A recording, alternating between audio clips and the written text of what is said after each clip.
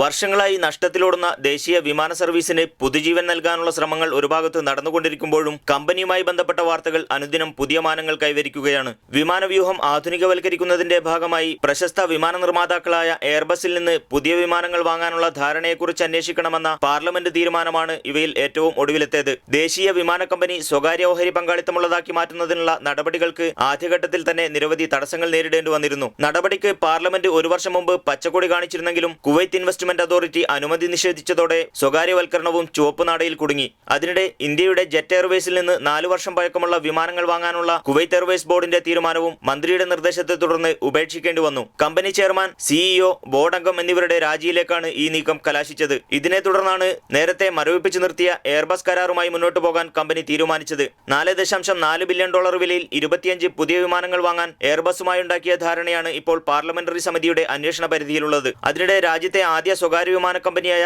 Jazeera Airways company ഏറ്റെടുക്കാൻ സന്നദ്ധത അറിയിച്ചതായി വാർത്തകൾ വന്നെങ്കിലും പിന്നീട് തുടർ നടപടികളൊന്നും ഉണ്ടായില്ല. അതേസമയം എയർബസ് കരാറുമായി മുന്നോട്ടു പോകാൻ തന്നെയാണ് കമ്പനി തീരുമാനമെന്ന് ചെയർപേഴ്സൺ റഷ അൽ റൂമിയെ ഉദ്ധരിച്ച് അൽ അൻബ പത്രം കഴിഞ്ഞ ദിവസം റിപ്പോർട്ട് ചെയ്തു. മേഖലയിൽ സർവീസ് നടത്തുന്നവയിൽ ഏറ്റവും പഴക്കം ചെന്നവയാണ് കുവൈറ്റ് എയർവേസിന്റെ കൈവശമുള്ള വിമാനങ്ങളിൽ പലതും. Media 1 Kuwait city.